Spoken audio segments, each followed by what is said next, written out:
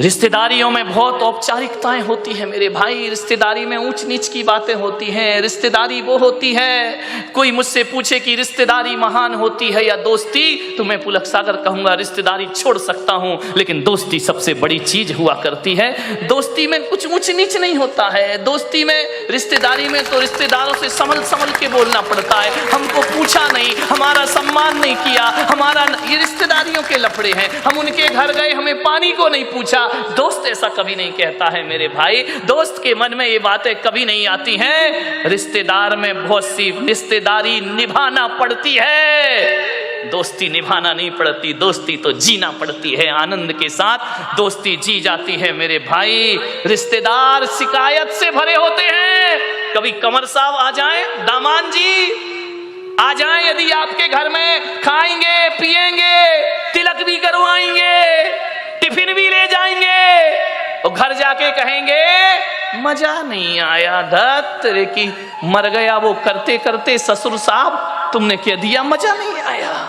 विचार करिए, ये रिश्तेदारियां होती हैं। और दोस्ती तो वो होती है, यदि दोस्ती का आनंद लेना है तो नारायण कृष्ण सुदामा के चिवड़े का आनंद लिया करते हैं, जो 56 भोगों में आनंद नहीं आया करता है।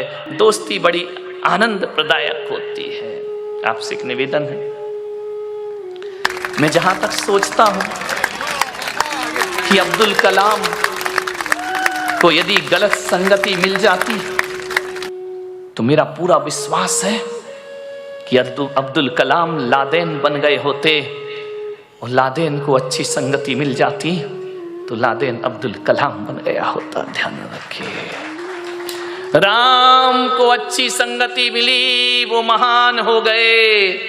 यदि रावण को अच्छी संगति मिलती तो रावण भी राम बन के खड़ा होता, और राम को गलत संगति मिलती तो राम रावण बन गए होते। मेरे भाई, आपसे मैं यही निवेदन करना चाहता हूं। आज यदि मैं इस ओहदे पर आके पहुंचा हूं तो इसमें मेरे जीवन में सबसे ज्यादा हाथ किसी का है तो दोस्तों का हाथ मेरे जीवन में है। मान्यवर, सोचिए, अच्छी संगति करो।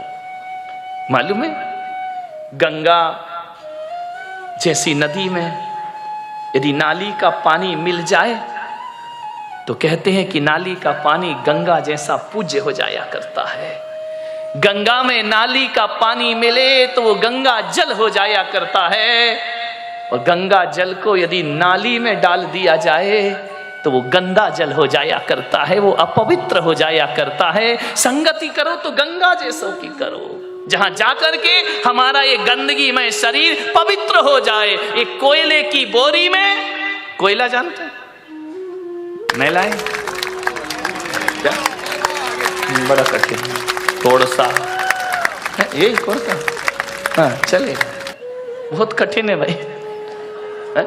यदि उसके बोरी गोनी उसमें यदि शक्कर भर दी जाए तो शक्कर काली हो जाती है। मेरे भाई ध्यान रखना, इस संगति का फल हुआ करता है।